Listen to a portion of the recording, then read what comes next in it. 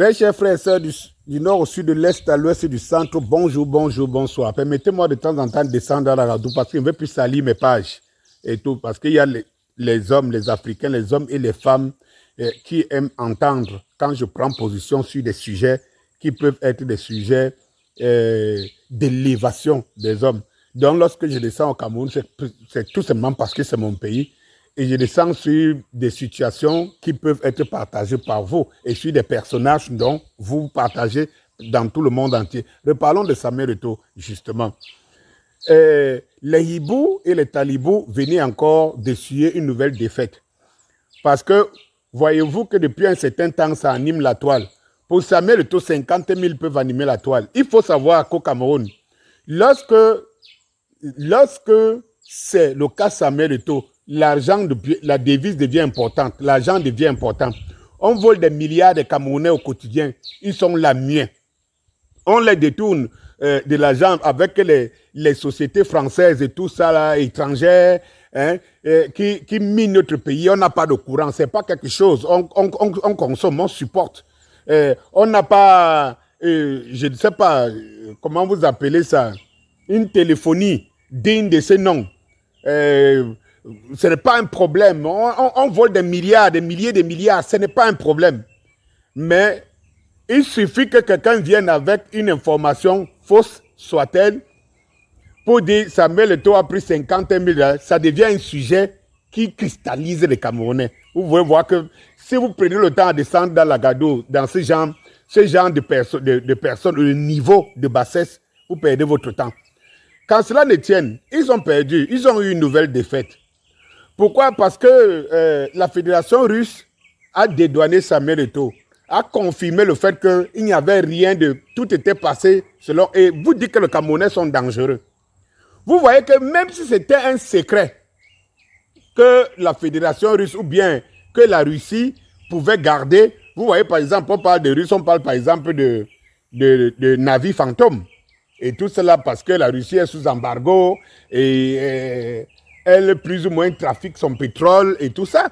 Donc, lorsque vous voyez qu'un pays est capable de mettre même des partenaires en danger, ça veut dire que si la Russie pouvait être frappée, ou bien la fédération russe pouvait être frappée du fait de mener cette transaction parallèle, vous voyez ce que les Camerounais sont capables.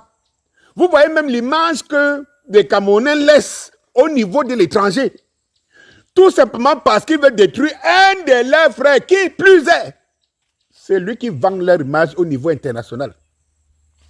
Le Cameroun, les Camerounais sont devenus des dangers dans ce monde. Je dis bien des dangers.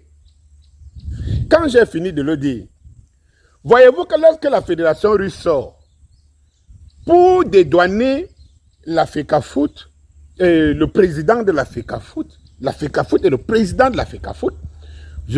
Pourquoi j'insiste là-dessus? Parce que lors d'un comité d'urgence qui statuait par rapport à ce genre de choses, y compris celle-là, cette transaction d'argent, ce n'était pas une histoire du président de la fédération, c'était une histoire de la fédération. Il faut mettre fou et bête, parce qu'une fédération, une association, une fédération externe ne peut pas, si les gens savent comment les affaires se font, ne peut pas faire une transaction officielle, d'un compte officiel à un compte privé, sans que cela ne soit l'objet d'une concertation entre les fédérations. Il est impossible.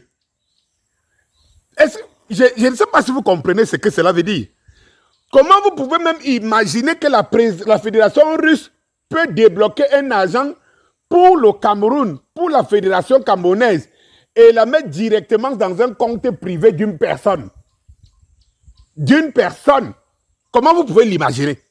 C'est-à-dire qu'une entreprise puisse payer les factures d'une autre entreprise à un individu. Comment cette entreprise peut justifier ça? Pour que ce soit possible, il faut que les deux entreprises se mettent d'accord sur le mode Et cela engage plusieurs personnes. Cela engage des témoins. Cela engage des signatures. Et quand je vois des gens qui se disent des experts, des journalistes cancres, ça dit que chaque jour quand vous écoutez les choses des Camerounais, vous avez l'impression que ces Camerounais dont on disait intellectuels n'étaient intellectuels que parce que dans leur réseau de mafia, de corruption, de bêtises, qu'ils étaient tranquilles. Alors il y a quelqu'un, un messie, l'aigle, je ne sais pas qui est venu troubler la tranquillité de cette culture. Et du coup, tout le monde devient bête. Cela n'est que possible si parallèlement, ou bien entre autres, il y a un ensemble de mécanismes qui ont été mis en place de commun accord. De commun accord. Encore que même dans notre législation, une entreprise morale n'est pas une entreprise personnelle. Cela veut dire qu'il y a des formes de contrats ici, de signature, même ici à l'intérieur du pays, où une entreprise ne peut pas signer. Vous ne pouvez pas aller, par exemple, dans une entreprise comme, je ne sais pas, Choco, comme Orange et tout cela, aller mener une affaire et être payé en tant qu'individu. Et être viré dans un contrat d'individu. Non! C'est à travers un établissement, à travers une entreprise, quelqu'un qu'on paye, qu'on diligente les factures et des éléments. Mais ce n'est pas possible. Qu'est-ce que les Camerounais, donc, quand vous voyez qu'on abrutit les Camerounais, vous pensez que qu'est-ce que les Camerounais finissent donc par gober, par voir, par accepter ou bien par connaître quand des choses se passent comme ça?